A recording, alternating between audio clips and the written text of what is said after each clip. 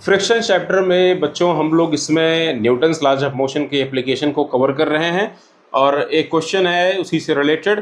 देखिए हमें यहाँ पे पता क्या लगाना है, at what distance from the starting point does box falls off the truck.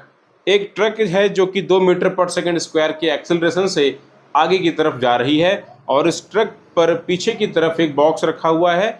Rear side of the truck is open and the distance of the box from the rear side is 5 metre. पीछे से देखा जाए तो ये box 5 metre की distance पर रखा हुआ है। पूछना ये चाहते हैं कि ज़रा बताइए कि अगर ये ट्रक चलना स्टार्ट कर देती है तो कितनी डिस्टेंस ट्रेवल करने के बाद बॉक्स नीचे गिर पड़ेगा। बच्चों पहली चीज़ तो आपको समझना चाहिए कि ये बॉक्स क्या मूव करेगा और मूव करेगा तो किस एक्सेलरेशन से मूव करेगा।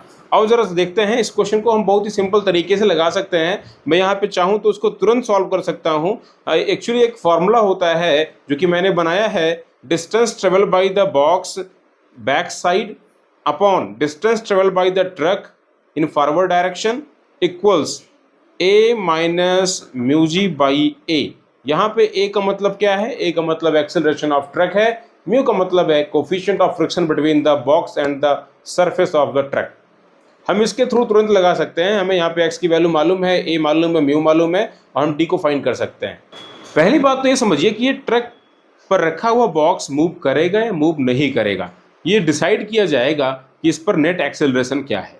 देखो जब कभी कोई बॉडी किसी एक्सेलरेटेड प्लेटफॉर्म पर रखी होती है ना, जो कि एक्सेलरेट हो रहा हो, जैसे देखो यहाँ पे ये जो बॉक्स रखा हुआ है एक ट्रक पर रखा हुआ है ना, ये ट्रक मान लो, ठीक है, ये ट्रक है और ये आगे की तरफ जा रही है किसी एक्सेलरेशन ए से, तो उस पर रखा हुआ ब्लॉक पीछे की तरफ सेम एक्सेलरेशन को फील करेगा, एक्सपीरियंस करेगा। सिडो फोर्स कहते हैं इसे।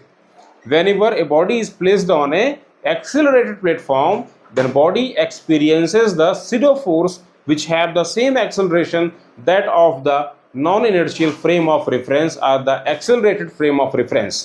तो यहाँ पर यही सेम एक्सेलरेशन इस ब्लॉक पर लगने वाला है पीछे की तरफ। मैंने यहाँ पे दिखाया हुआ है, देख लो ध्यान से। ये ब्लॉक था, ब्लॉक पीछे की तरफ एक्सेलरेशन फील करेगा small A.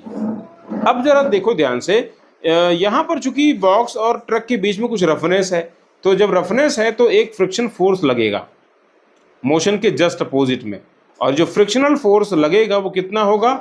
Mu into are. Are का मतलब है नॉर्मल रिएक्शन जो इस सरफेस पर बन रही है।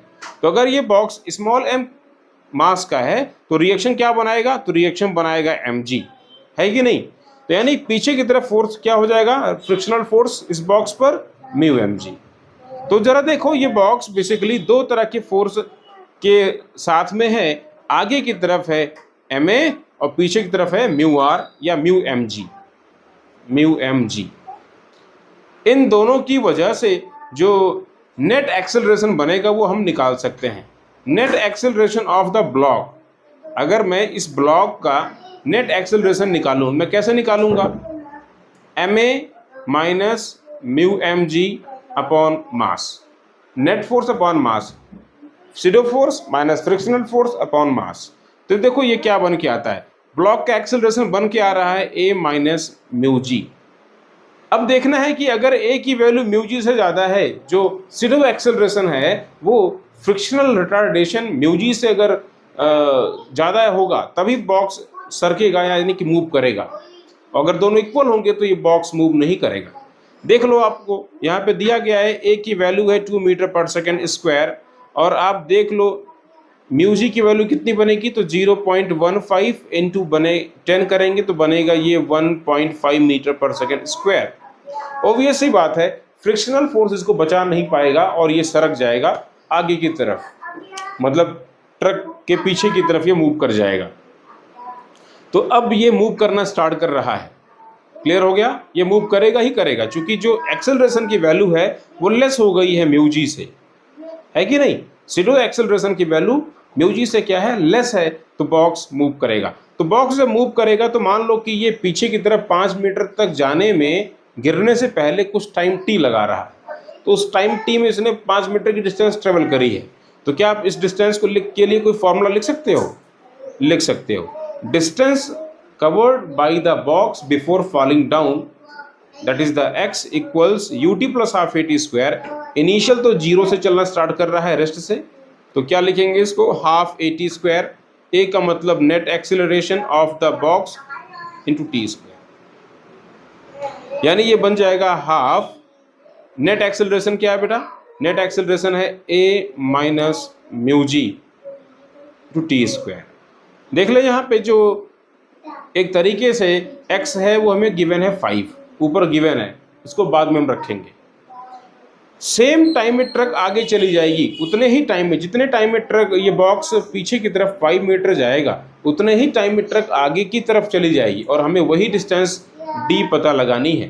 तो सॉल्व कैसे करेंगे, यहाँ लिखने जा रहे हैं, distance travel by the truck in the same time, distance traveled by truck in same time,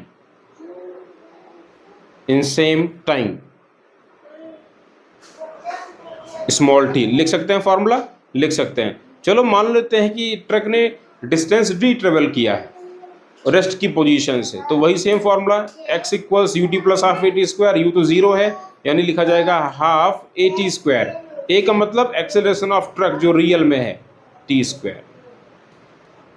बच्चों को डिवाइड करते हैं, रिलेशन 1 को अगर मैं 2 से डिवाइड करूं मुझे क्या मिलेगा, ऑन डिवाइडिंग हम देख सकते हैं x बाई डी की वैल्यू क्या बनेगी, ये बनेगी a minus mu ji by A, T square cancel हो जाएंगे, हाफ हाफ कैंसिल हो जाएंगे।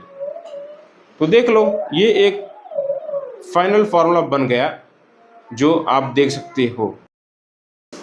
अब एक काम कर देते हैं, रिस्पेक्टिव वैल्यू को प्लेस कर देते हैं। नाउ प्लेसिंग द वैल्यू, देखो यहाँ पे जो x है वो बॉक्स की डिस्टेंस रियर साइड से है, ट्रक की 5 मीटर की डिस्टेंस पर रखा हुआ है बॉक्स, है ना। तो x की वैल्यू यहाँ पर कितनी है, 5 है। डिस्टेंस जो अपने को फाइंड करनी है, ये अपने को फाइंड करना है, equals a acceleration of truck that is the 2 metre per second square minus mu G जो कि है बेसिकली 0.15 इंटू 10 बनेगा 1.5 अपॉन 2। इसको सिंप्लीफाई कर लेते हैं, 2 माइनस 1.5, 2 माइनस 1.5 अपॉन 2 बच्चों क्या बन जाएगा, ये बन जाएगा 0.5 अपॉन 2, यानी ये बेसिकली क्या बनने वाला है, 5/10, 1/2, 1/4, 1/4 बनेगा। ये 1/4 इक्वल्स 5/d। हम कह सकते हैं d की वैल्यू क्या हो जाएगी, 5 4 जा 20 मीटर, 20 मीटर इसका आंसर आ रहा है। यानी कि गिरने के पहले ये बॉक्स 20 मीटर आगे चला जाएगा। So at what distance from the starting point box does box falls off the truck, it's answer is 20 metre. याद रखें इस फॉर्मूले को, जब भी कोई बॉक्स किसी ट्रक पर रखा हो, ट्रक एक्सेलरेट हो रही हो तो बॉक्स के गिरने की जो डिस्टेंस होगी स्टार्टिंग पॉइंट से, है ना, वो डिस्टेंस d आप निकाल सकते हैं। x by d equals a minus mu g upon a. Here x is the distance of the box from the rear side. Thank you.